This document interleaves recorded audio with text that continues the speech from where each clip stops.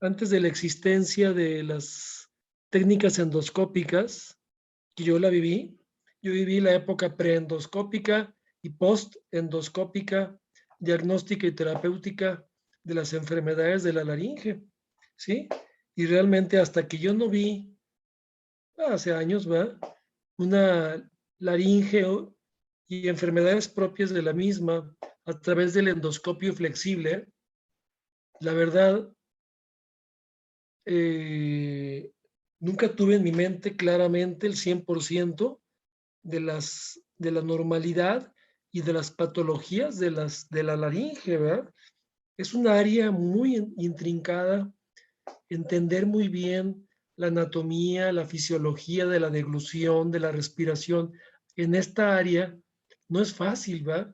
Tienes que ser un experto en conocimientos de anatomía, saber bien la epiglotis, en qué localización está, saber lo que ya hemos definido como la valécula, imaginarse la base de la lengua, los repliegues aritenoides y epiglóticos, los repliegues glosoepiglóticos, cómo, se, cómo la epiglotis se retrae hacia atrás cuando deglutimos y cómo se va hacia los lados para dirigirse a los senos piriformes, cómo cuando respiras, cómo cuando dices las vocales, las cuerdas vocales se mueven hacia adentro en la línea, hacia la línea media, cómo cuando diagnosticas una parálisis de una cuerda, ¿sí? Cómo se ve que está paralizada, ¿sí? En la línea media o hacia afuera, según sea el caso, cómo hay un nódulo, cómo saber diferenciar bien entre nódulo, papiloma, cualquier tipo de tumor benigno contra maligno. Solamente la endoscopía, ver diariamente laringes, te da la facilidad para diagnosticar una patología. Y así es en toda la otorrino y así es en toda la medicina. Solamente la práctica que van teniendo con el paciente. El paciente es la gran escuela, ya se los han dicho, desde la propedéutica que llevaron. El paciente realmente es la escuela, la cual más nos enseña a los médicos. Y en otorrino, pues no es la excepción, ¿verdad? Mientras más pacientes veamos, mientras más casos clínicos, mejor diagnostiquemos, mejores instrumentos de diagnóstico tengamos, más vamos a conocer la fisiología y la patología de la laringe y de todas las estructuras del oído, de la nariz, de los senos paranasales, etcétera. Nos quedamos pues en la laringotraqueobronquitis, una enfermedad de laringia inflamatoria, ¿sí? A ver, continuamos con ello, por favor, ¿sí? Es una inflamación que es. Es una inflamación aguda de la laringe, tráquea y bronquios que suele afectar a niños menores de 5 años, en particular en los meses de invierno. Así es. Tiene una etiología viral, puede ser como mixovirus, virus de la parainfluenza, influenza A y B o los adenovirus, Muy pero bien. también pueden presentarse infecciones bacterianas superpuestas, sobre todo por estreptococo hemolítico, Streptococcus viridis, estafilococo dorado y Streptococcus pneumoniae. Entonces, esto puede ser viral o puede ser bacteriana, la laringotraqueobronquitis aguda en niños menores de 5 años es más frecuente. ¿Qué más? Sí. Bueno, hay un edema notable en el cono elástico con estrechamiento de la región subglútica que también afecta al resto del árbol traqueobronquial. Y bueno, esta entidad se inicia en la forma de una infección moderada de vías respiratorias superiores y 48 a 72 horas después se presenta disfonía progresiva, estridor inspiratorio, tos seca, grados variables de insuficiencia respiratoria y sibilancias expiratorias. Y Sí. además hay hipoxia, hipercapnia y acidosis e hiperpirexia, náusea, vómito, taquicardia, desorientación y fiebre de 39 a 40 grados Como vieron, centígrados. es una enfermedad pues que pone en peligro la vida del paciente, ¿verdad?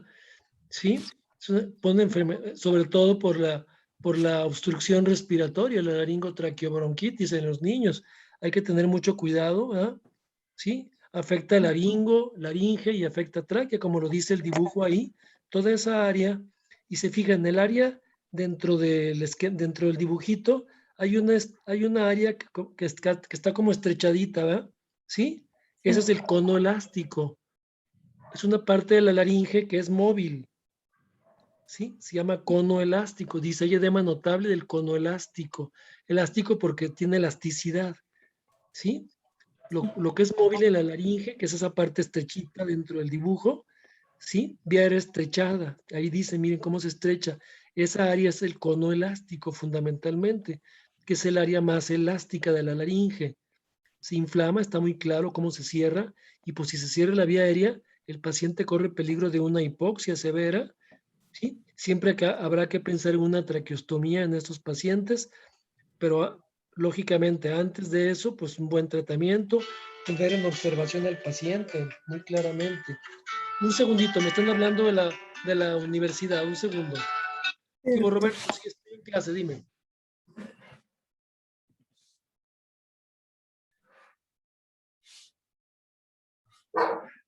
No, si no he ido todavía, yo te informo estando en el cajero. Sí, gracias, Roberto. Estoy ahorita con los muchachos, bye. Sí. Discúlpeme, me hablaron de la universidad para unas cositas, ¿sí? A ver, continúa. Está entendido, es una enfermedad grave en los niños pequeños, frecuente ciertamente, frecuente y puede ser peligrosa si no la sabemos tratar. Siempre estos pacientes habrá que internarlos, ¿sí? En un área de terapia intermedia, observarlos estrechamente, y en el momento en que veamos que la oxigenación baja, pues pensar en intubación o en traqueostomía, ¿sí? ¿Qué más? Bueno, el diagnóstico y el tratamiento. El diagnóstico se realiza en base a la historia clínica, a una laringoscopía directa y a una radiografía lateral de cuello y posterior anterior y lateral de tórax. Y bueno, en las fases iniciales de la enfermedad puede haber leucopenia para aparecer después leucocitosis moderada. El tratamiento incluye humectación ambiental y adición, según sea el caso, de antibióticos de amplio espectro, adrenalina racémica o esteroides, dexametasona, por ejemplo, y en los casos graves, pues requiere intubación bucotraqueal, en especial cuando los gases en sangre muestran una saturación de oxígeno menor de 70 o al 75% o una disminución del pH en sangre. Pues me adelanté a eso, el tratamiento, si baja ya a 70, que ya es bastante bajo, intubas al paciente, ¿verdad? Sí. Por eso, pero para eso necesitas tenerlo en observación directa, que se llaman áreas de terapia intermedia, en donde hay vigilancia estrecha, está monitorizado, no es un cuarto así nada más que lo dejan solo al niño, tiene que estar perfectamente observado en el área pediátrica de terapia intermedia, ¿sí? Y en caso de Sí. que cambien esos parámetros de oxigenación inmediata o el pH, luego intubar a los pacientes. ¿Qué más? Este, después La sigue, epiglotitis, sigue la enfermedad también epiglotitis. muy grave, así. Siempre que oigan epiglotitis, asústense, asústense, ¿sí? Sí. Bueno, También se le conoce como laringitis aguda supraglótica y esta es una enfermedad más común entre los 3 y 6 años, aunque también se observa con cierta frecuencia en adultos y constituye uno de cada 1000 admisiones pediátricas entre los 2 y 4 años, con una incidencia de 0.3 a 0.7 por cada 100,000 habitantes. ¿sí? El agente causal antes era la difteria, pero ahora es el Haemophilus influenzae tipo B, que es el agente infeccioso que más se cultiva en este padecimiento, pero también puede haber otros gérmenes causales como el estreptococo hemolítico, el Streptococcus pneumoniae y el Haemophilus parainfluenza y Entonces, los estafilococos. grábense muy bien la epiglotitis, enfermedad grave en los niños y en los adultos que pone en riesgo la vida del paciente, ¿sí? Por la obstrucción respiratoria severa. La causa más frecuente en los niños y en general en los adultos también es la bacteria Haemophilus influenza, ¿verdad? Antes, como lo dice la diapositiva, era la difteria.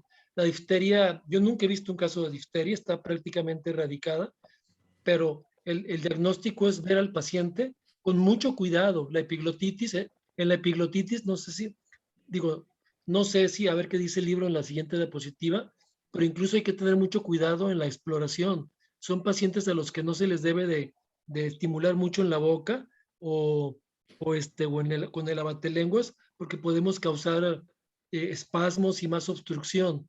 Igual, yo creo que el diagnóstico eh, instrumentado que más frecuentemente o que más útil puede ser es una fibrolaringoscopía, un endoscopio muy delgadito, introducirlo por la nariz y tratar de ver por arriba la epiglotis como está. y no tocarla. Ahí la diagnosticamos, vemos el grado de inflamación, el lugar y ya tomamos una decisión terapéutica. ¿Sí? Entonces, primera causa de hemófilos, influenza tipo B. Esa es pregunta de examen final. ¿Sí? Sí. Y después otro tipo de bacterias. ¿Qué más?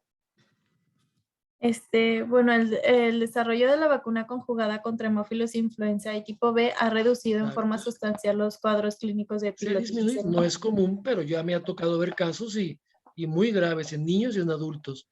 El esquema, El esquema sugerido es de 3 dosis, una al tercer mes y las otras al cuarto y sexto mes, con una dosis de refuerzo entre los 14 y 18 meses. Esta inicia con síntomas de infección respiratoria moderada y alcanza una obstrucción respiratoria casi completa en 6 a 12 horas. Existe disfonía, disfagia, respiración estridente y signos obvios de insuficiencia respiratoria como el aleteo nasal o tiros intercostales. así es. Esos síntomas de infección respiratoria moderada son la sintomatología eh, y todo esto de la respiración estridente. El pacientito está pues teniendo dificultad respiratoria, nos damos cuenta, ¿va? Su aleteo nasal y sus tiros intercostales, dos signos muy obvios en el insuficiente respiratorio, ¿va? De causa variable, aleteo nasal y tiro. ¿Qué es el aleteo nasal? ¿A qué se refiere? ¿Qué se mueve? Pues ¿Qué pasa? ¿Qué es eso de aleteo nasal? las fosas nasales se La- mueven. las fosas nasales, no, las fosas nasales no se mueve ¿qué es lateral en las fosas nasales? Las, las alas nasales, las alas, la parte lateral de la fosa nasal que corresponde a las alas. Sí, y se llaman alas porque corresponde al cartílago lateral inferior, que son las alas del cartílago lateral inferior. ¿Sí? Las alas nasales. Y se dice alas, se dice alas por, por porque corresponde a las alas, o cartílago alar del cartílago lateral inferior. Lo veremos en la anatomía de la nariz. ¿Qué más?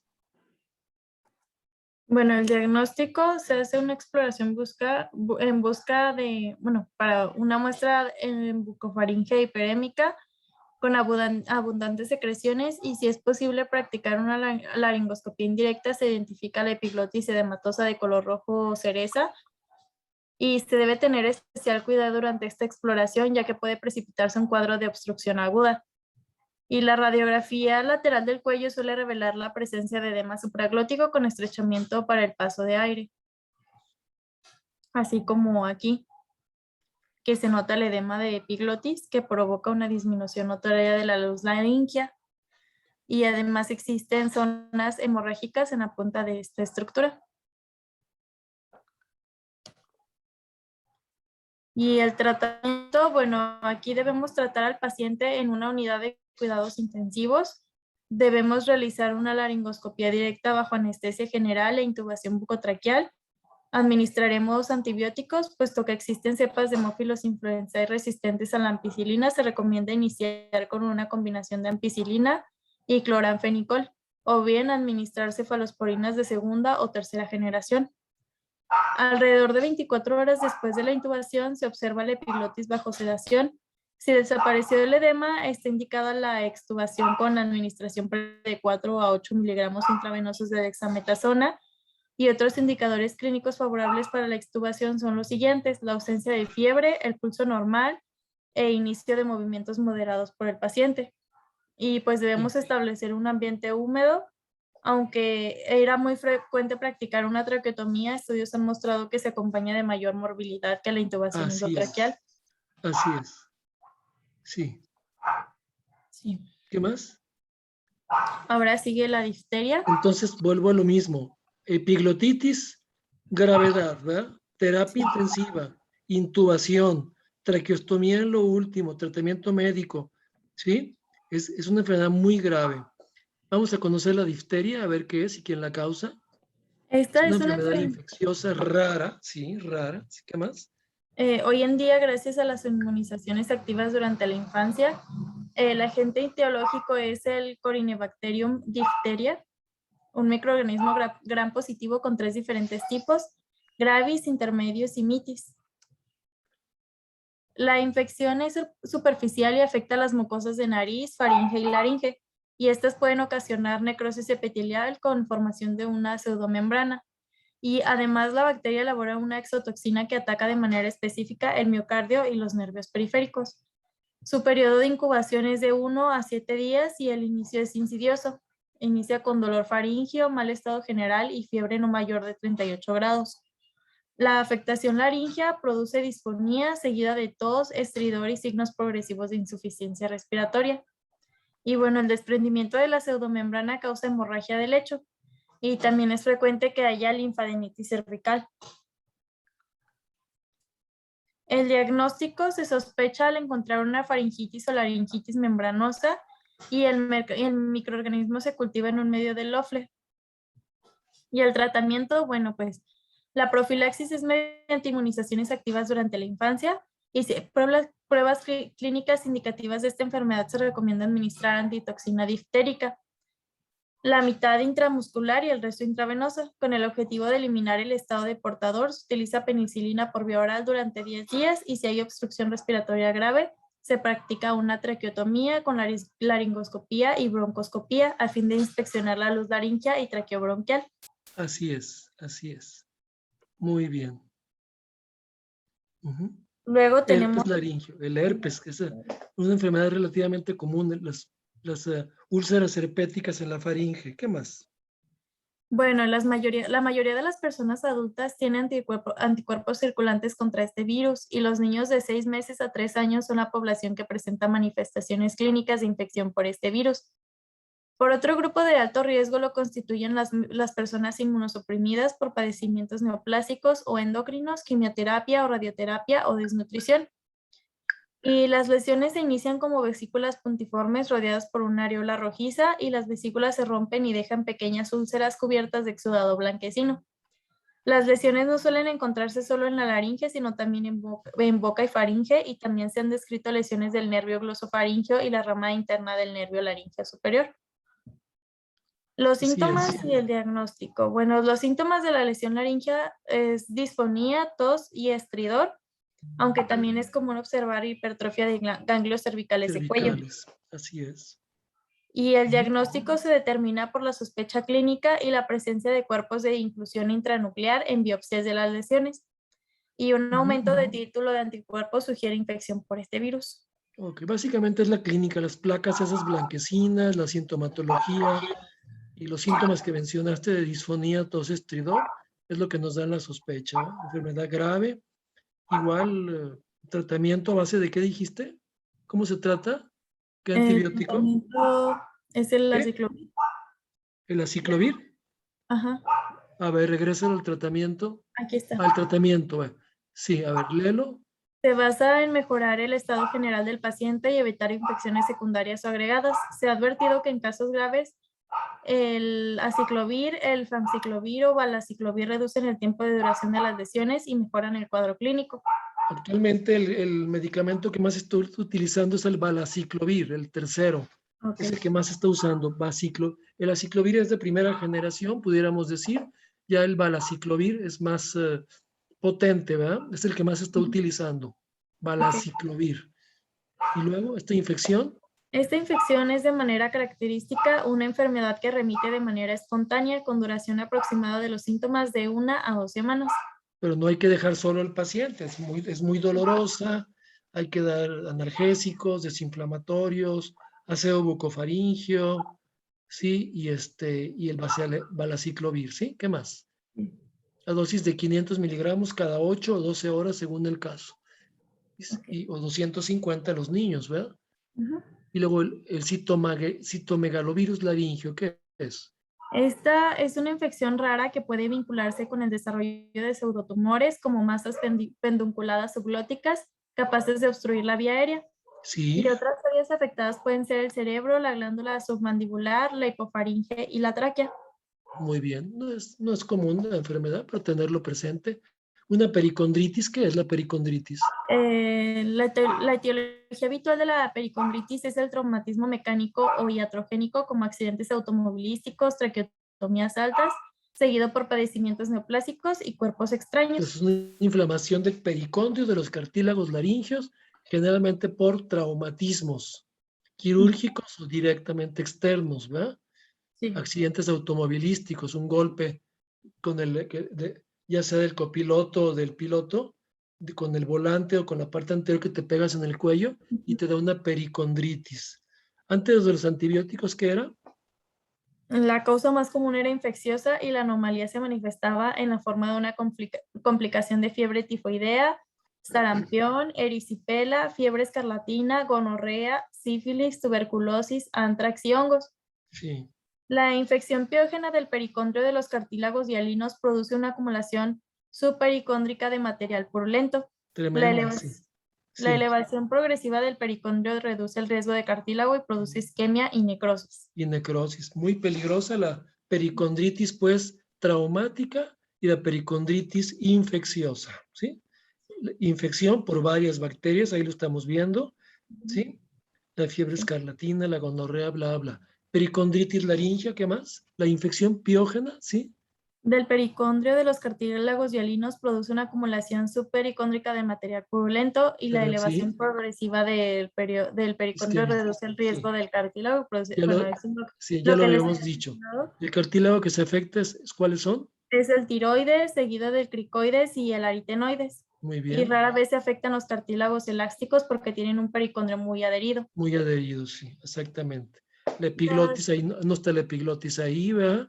no. Sí, pero sí están los dos más grandes y importantes de la laringe, que es el tiroides y el cricoides, y el Cricoides. aritenoide, los tres cartílagos más importantes con la respiración y la fonación, ¿verdad? Bueno, todos son importantes, pero estos son los que más vemos, ¿verdad? Tiroides, cricoides y aritenoides.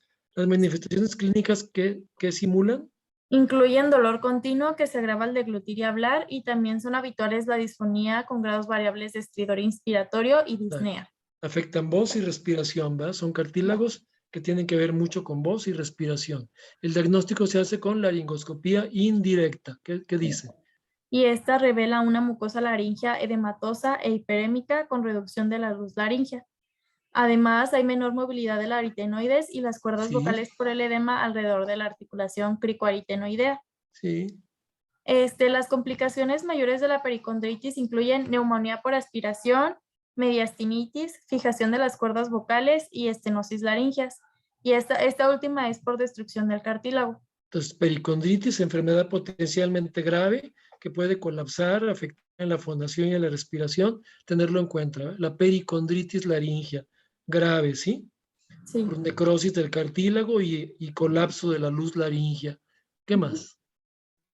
El tratamiento Tratamiento. consiste en una traqueotomía, colocación de una sonda nasogástrica o bien gastrostomía, reposo de la voz, suministro de antibióticos parenterales de espectro y drenaje quirúrgico de cualquier acumulación en el cartílago, Sí, seguido de desbridamiento y eliminación del cartílago laringio necrosado, tratando así es. siempre de preservar el pericondrio interno para favorecer una cicatrización adecuada. Y también se utiliza la colocación de soportes laringios. Esto ayuda a disminuir la frecuencia de la estenosis laringea. Sí, Luego tenemos los abscesos laringios. Este sí, problema ocurre como complicación de una pericondritis y casi siempre es secundaria a radioterapia o traumatismos mecánicos. La tuberculosis, sífilis y fiebre tifoidea son etiologías poco frecuentes aquí, y el absceso más común es el de la epiglotis, por lo epiglotitis, sí. regular. Ajá. Epiglotis, sí. Posterior, Por lo regular posterior a un proceso inflamatorio de esta. Y otra causa habitual son los carcinomas abscedados. sí. Los microorganismos más cultivados son el estreptococo beta hemolítico, el estafilococo dorado, el proteus, las pseudomonas y el hemophilus influenzae. Sí. Como vean que la radioterapia por cáncer laringio nos puede dar esta complicación de absceso laringio, ¿verdad? Sí, Sí, muy peligrosa, ¿verdad? Y sí. tener cuenta en eso que la radioterapia no es inocua en la laringe. ¿Qué más? Desde el punto de vista patológico existen dos tipos de Dos abscesos. tipos de abscesos, sí, en la Ajá. laringe. ¿Cuáles son? Los que afectan las partes blandas, que son casi siempre secundarios a infección de un mucocele o laringocele, o representan metástasis sépticas, hematógenas o linfáticas. y los relacionados Y con las, necrosis del cartílago y pericondritis que se presentan tanto en la parte interna como en la parte externa del entonces, cartílago. esos dos puntos que dijiste son muy importantes en cuanto a los abscesos, ¿verdad? Dos Sí. tipos de abscesos en la laringe, los que afectan el tejido blando y los que afectan el tejido duro o no blando, ¿sí? Y los de tejido blando son generalmente por mucoceles o laringoceles que ya vimos, que son internos y externos, ¿verdad? Acuérdense, llenos de aire y se infectan, ¿verdad? O por Sí. metástasis también, metástasis hematógenas o linfáticas a los ganglios cervicales, ¿sí? Y a la laringe. Ujú. Y los que se asocian con los abscesos que causan necrosis, ¿sí? De los cartílagos. Entonces, a esos serían dos tipos de abscesos, ¿verdad? Sí. El tejido blando y el tejido duro. Luego, los Ujú. síndromes clínicos se distinguen por, Fiebre, dolor, anorexia, disfonía, voz apagada, tos, disfagia o dinofagia y signos de obstrucción laringea. así Aquí es, la tos puede acompañarse de expectoración purulenta si el absceso se rompe o drena en forma intermitente. exactamente, también muy peligroso, ¿verdad? Puede haber broncoaspiración de esa pus y causarnos una neumonía bacteriana severa, ¿verdad? ¿Qué Sí. más? El diagnóstico y el tratamiento. Bueno, la palpación de la laringe es dolorosa y si el absceso es externo se identifica con frecuencia fluctuación. Los abscesos de la región supraglótica pueden mostrar un aumento local de volumen y a menudo sobre la epiglotis y la región del repliegue aritenoepiglótico. También puede descubrirse material purulento proveniente de la laringe, sobre todo en los ventrículos. Bien, Y bueno, tratamiento. el tratamiento incluye traqueotomía y antibióticos parenterales seguidos de incisión y drenaje del absceso por vía endoscópica, como los que se originan en las partes blandas de la laringe, o externa cuando hay necrosis del cartílago. La utilización de soportes laringeos también reduce el riesgo de estenosis laringea subsecuente. Muy bien. Son como stents, ¿verdad? En, Sí. en- en la microcirugía, en la cirugía de revascularización cardíaca, stents son tubitos, ¿verdad? Que ponen en la laringe, tubos grandes para mantener la dilatación. Son dilatadores de silástico, ¿verdad? Tipo Sí. plástico de muy poca reacción a cuerpo extraño que se colocan ahí para evitar el colapso. ¿Qué más? Ahora sigue el edema no inflamatorio de la laringe. Pues, ¿qué es eso?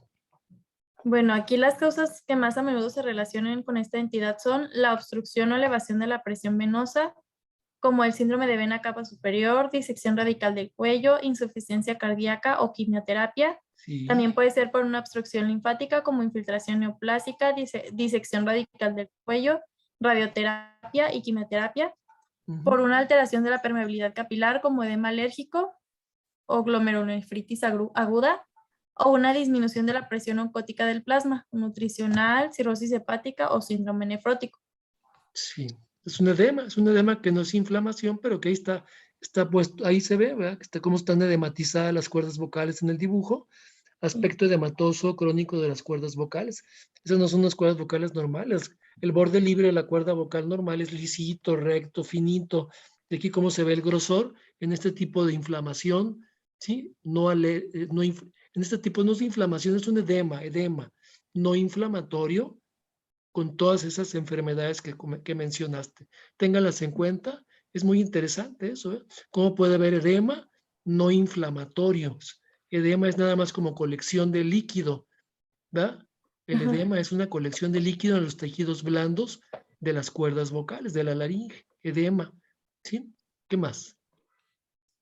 El edema Bueno, laringio, sí, es secundario al síndrome de vena cava superior, es consecuencia de una obstrucción de las grandes venas en mediastino superior así y es. se presenta en carcinomas metastásicos, tumores tiroideos, mediastinitis esclerosante y derrame pericárdico. Sí, La obstrucción linfática en cuello se acompaña de un edema más persistente de la laringe que la obstrucción venosa y el edema por disección radical de cuello puede ser venoso y linfático. así es. La acumulación de linfa es gradual y el edema se acentúa hacia el quinto o sexto día Sí, postoperatorio. cirugías radicales de cuello, en cirugías radicales de cuello, en donde se extirpan los ganglios linfáticos, es frecuente ver el edema no inflamatorio de la laringe, ¿sí? Sí. Luego las enfermedades sistémicas que dice, Las enfermedades sistémicas con disminución de la concentración de sérica de albúmina, albúmina pueden complicarse por edema laríngeo de lenta exacto, progresión. Y el edema alérgico es secundario a fármacos como penicilina, ioduros y entre otros. reacciones transfusionales, picaduras de insectos, alimentos o inhalantes. Entonces, el edema, estamos hablando que por la falta de albúmina. ¿Qué es la albúmina? ¿Qué es la albúmina, mija? ¿Qué es la Este, albúmina? ¿Es una qué? Una proteína, es ¿no? una proteína. Sí, y cuando falta la albúmina, ¿qué sucede en el organismo? ¿El paciente qué? ¿A qué le sucede al paciente? Cuando falta proteínas en un organismo, ¿qué sucede con los líquidos? Pues se acumulan. Si hay acumulación de líquidos y decimos que el edema es una acumulación de líquido, ¿sí? Sí. ¿Verdad? Y esa acumulación pues, puede ser en otras áreas, ¿verdad? Es muy común en el desnutrido, ¿verdad? En el desnutrido crean un síndrome que se llama síndrome de Kwashiorkor, ¿ya lo oyeron? Pediatría. La falta de proteínas en el desnutrido, en los niños africanos, allá desnutridos, o aquí mismo en México, los más pobres, ¿verdad? Son niños con una pancita grande que tienen un edema peritoneo, edema del peritoneo, y los ves gorditos, pero es líquido peritoneal por falta de proteína y la principal es la albúmina. Así pues, acuérdense de eso, la falta de albúmina sérica pues puede causar edema no inflamatorio, presencia de líquido dentro de las cuerdas, que puede ser peligroso y poner en riesgo la vida del paciente si es extremo. ¿Qué más? Si se Bueno, corta, si se corta, ya estamos por eso, nos volvemos a conectar, ¿eh? sí. Tratamiento. El edema laringio persistente, efecto de obstrucción mecánica de venas y linfáticos, tiende a recidivar de forma espontánea a medida que se desarrolla circulación colateral. Cuando el edema es resultado de neoplasias malignas de mediastino superior, hay una mejoría clínica después de la administración de quimioterapia y radioterapia. El tratamiento del edema angioneurótico o alérgico de la laringe es una urgencia médica y se recomiendan las siguientes medidas: administración subcutánea de 0.5 mililitros de adrenalina, suministro de 250 miligramos intravenosos de hidrocortisona, intubación bucotraqueal, en particular si no se cuenta con los fármacos necesarios. Por otro lado, si lo anterior ocurre en un área no médica, la cricotomía es una medida rápida, segura y eficaz. Y pues también se administran antihistamínicos. Luego tenemos la laringitis crónicas Crónicas inespecíficas. inespecíficas. Aquí los irritantes laringios son capaces de producir vasodilatación e hiperemia, que provoca edema intersticial con producción de exudado inflamatorio e invasión subsecuente de fibroblastos. Esto da origen a una fibrosis y alinización con engrosamiento de algunas de las estructuras laringias, como la comisura posterior, los repliegues aritenoepiglóticos, porciones de la epiglotis y cuerdas vocales falsas. Luego sigue la laringitis crónica simple, que se caracteriza por disfonía, más aparente al despertar en la mañana, con mejoría durante el día, y puede causar fatiga vocal, dolor y ardor laringio. Aquí el paciente tiene un deseo continuo de limpiar la laringe, y la laringoscopía indirecta revela una mucosa laringea hiperémica y las cuerdas vocales tienen a menudo vasos sanguíneos dilatados en su superficie. El patrón de vibración es asincrónico y hay un aumento obvio de producción de moco en las superficies mucosas. El tratamiento incluye eliminar factores irritativos, reflujo gastroesofágico, tabaquismo y alcoholismo.